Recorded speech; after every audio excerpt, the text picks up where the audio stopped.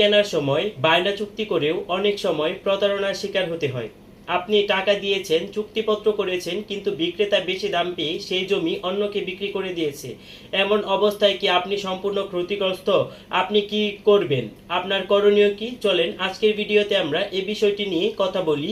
যদি কেউ আপনার সাথে কমিটমেন্ট করেছেন এবং চুক্তি করেছেন এবং সে সেটি ভঙ্গ করেছেন, তাহলে সেই ক্ষেত্রে আপনার করণীয় কি? চলেন আমরা একটু বুঝে নেই আগে বায়না বা অগ্রিম চুক্তি কি। বায়না বা এগ্রিমেন্ট টু সেল হলো জমি কেনা বেচার প্রাথমিক চুক্তি। এতে জমির দাম, পরিশোধের সময়, রেজিস্ট্রির তারিখ ইত্যাদি উল্লেখ থাকে। একে বাংলায় বায়নাপত্র বলা হয়। এই চুক্তি দুই পক্ষকে কিছু দায়িত্ব ও অধিকার দিয়ে থাকে। বায়নার পর জমি অন্যকে বিক্রি করা কি অবৈধ কিনা, চলেন আমরা এটা একটু জেনে নিই।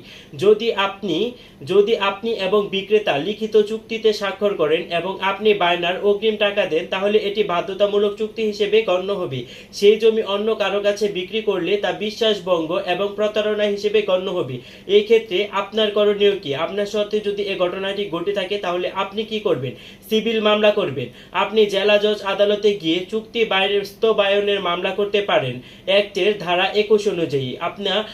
আপনি যদি চুক্তি ভঙ্গের মতন পরিস্থিতির শিকার হন, তাহলে আপনি সিভিলে একটি মামলা দায়ের করবেন। সিভিল মামলা দায়ের করবেন আপনি আপনার জেলা জজে গিয়ে ধারা 21 অনুযায়ী একটি সিভিল মামলা দায়ের করবেন।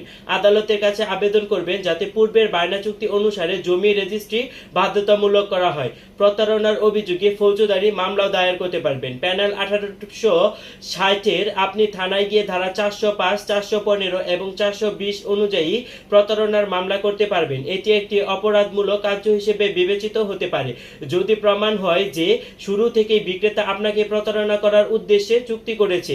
টাকা ফেরত ও ক্ষতিপূরণের দাবি করতে পারবেন। যদি জমি না পান, তাহলে আপনি আপনার দেওয়া টাকা ও ক্ষতিপূরণ ফেরতের দাবিতে মামলা করতে পারবেন। এটা হচ্ছে court contract act of specific relief act অনুসারে আপনি টাকা ফেরত ও ক্ষতিপূরণের দাবির জন্য আবেদন করতে পারবেন। আপনার শক্ত অবস্থান প্রমাণে যেসব কাগজপত্র লাগবে তা হচ্ছে বায়নাপত্র লাগবে, টাকা পরিশোধের রসিদ বা বিকাশ চেক, ব্যাংকের প্রমাণ লাগবে, সাক্ষী বা সাক্ষ্য যদি মৌখিক বা চুক্তি হয়ে থাকে, জমি সংক্রান্ত দলিলাদি, ক্ষতি আর দাগ নম্বর লাগবে। আদালত এই বিষয়টিকে কিভাবে দেখবে?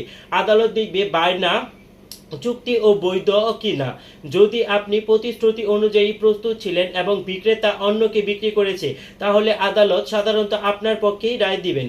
আপনি এই ক্ষেত্রে একটু সতর্ক থাকবেন যে ভবিষ্যতে জমি কেনার আগে নটারি পাবলিক নয়, রেজিস্টার অফিসে এগ্রিমেন্ট রেজিস্ট্রি করে রাখবেন। অগ্রিম টাকা দেওয়ার সময় অবশ্যই রসিদ বুঝে নেবেন। প্রতিটি ধাপ লিখিত রাখুন, কথায় নয় কাজে প্রমাণ রাখুন। জমির বায়না দিয়ে প্রতারিত হলে নীরব থাকবেন না। আইন আপনার পাশে আছে, শুধুমাত্র সময় মতো আইনি পদক্ষেপ নিতে হবে। দ্রুত মামলা করে আপনার অধিকার প্রতিষ্ঠা করুন। আমার ভিডিওটি কেমন লাগলো সেটি অবশ্যই আমাকে কমেন্ট সেকশনে জানাবেন। ধন্যবাদ সবাইকে।